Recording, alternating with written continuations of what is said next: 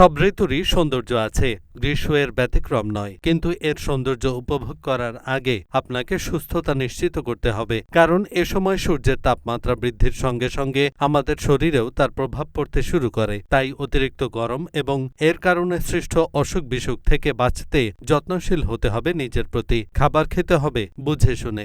গরমের সময় মানুষের সবচেয়ে সাধারণ ভুলগুলোর মধ্যে একটি হল পর্যাপ্ত পানি পান না করা। উচ্চ তাপমাত্রা এবং অতিরিক্ত ঘামের কারণে আমাদের শরীর অনেকটা পানি হারিয়ে ফেলে, যা ডিহাইড্রেশনের দিকে নিয়ে যায়। হাইড্রেটেড না থাকার ফলে ক্লান্তি, মাথা ব্যথা, মাথা ঘোরা এবং এমনকি হিটস্ট্রোকও হতে পারে।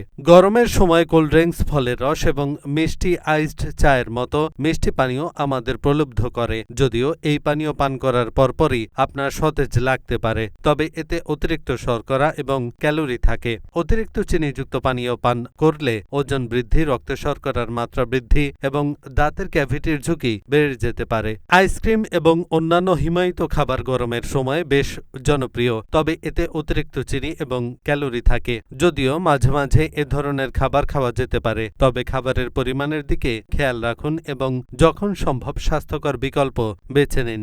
গরমের সময় ভারী খাবার খাওয়া বুদ্ধিমানের কাজ নয়। এ সময় ভাজা খাবার, ক্রিমি সস এবং চর্বিযুক্ত মাংসের মতো খাবার আপনার পেট ফাঁপার কারণ হতে পারে, সেই সঙ্গে আপনাকে ক্লান্তও করে দিতে পারে। এ ধরনের খাবারের পরিবর্তে হালকা ও তাজা খাবারের দিকে মনোযোগ দিন, যা হজম করা সহজ।